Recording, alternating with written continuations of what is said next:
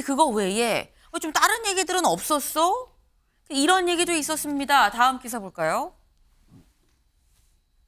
장관 관용차 당근 매물로 올린 야당 의원 난장판된 국감입니다.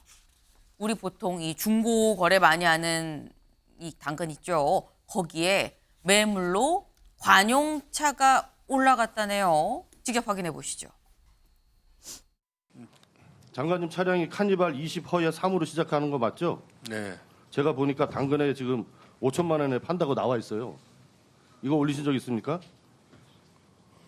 그런 일 없습니다. 제가 했습니다.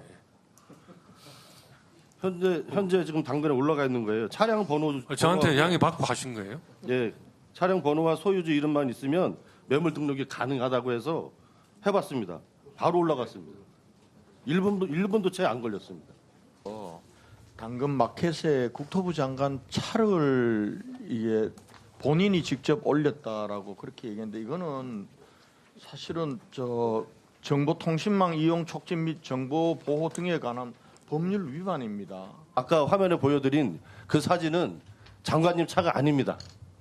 다른 그냥 인터넷에 떠도는 그 같은 차종의 카니발 차종 사진을 그냥 올린 겁니다. 장관님 차량 번호하고 장관님 이름을 아는 게 국가 보안입니까? 네. 어제 국토위에서 있었던 일입니다. 이게 보면서 무슨 일이지 싶으셨을 것 같긴 해요. 그럼 보니까 장관님 차가 지금 당근에 매물로 올라와 있어요. 아십니까? 내가 올렸을 리가 없는데 그런 일이 없는데 제가 올렸습니다. 라고 윤종근 의원이 얘기를 하죠. 네. 제가 사진은 다른 차긴 하지만 이 장관님의 관용차 번호 이름으로 해서 제가 올렸습니다. 라고 얘기를 했습니다. 장 변호사님, 네. 어떻게 보셨습니까? 일단 국감을 할 때마다 매번 이제 진풍경이 이렇게 좀 펼쳐지는데요. 적절하다고 보기는 어렵죠. 아마 이제 의원으로서는 이런 게 어떻게 보면 이제 민생 현안과 닿아 있는 거 아닙니까? 이제 중고 매물이란 게 허위로 굉장히 많이 해서 이른바 관심과 주의를 끌고서는 이제 좋지 않은 차를 판매한다. 이건 굉장히 좀 오래된 또 이런 문제의식인데 그런 부분을 이른바 충격요법으로 드러내고 싶었던 건 알겠어요. 그렇지만 그 방법에 있어서는 현직 장관의 차를 한번 그 장관에게 현안 질의를 하기 위해서 실제로 올렸다라는 게 그렇게 적절해 보이지는 않습니다. 네. 근데 여기서 드는 의문이 물론 되게 사소한 걸 수 있긴 합니다만 강전혜 변호사님. 네. 장관 관용차를 다른 사람이 그러니까 내 차를 다른 사람이 당근에 매물로 올린 거거든요. 네. 근데 아까 말한 것처럼 사진은 진짜 그 차가 아니다. 네. 시중에 떠도는 다른 사진으로 넣었다.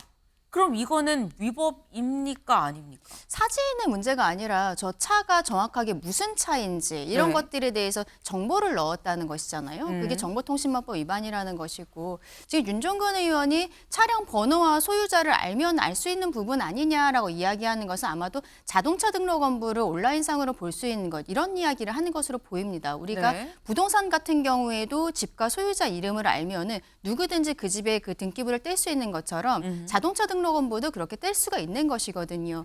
그런데 그렇게 보는 것과 누군가가 그걸 열람해 보는 것과 온라인상에 매물로서 올려서 이거를 허위 정보로서 올리는 부분은 굉장히 다른 이야기입니다.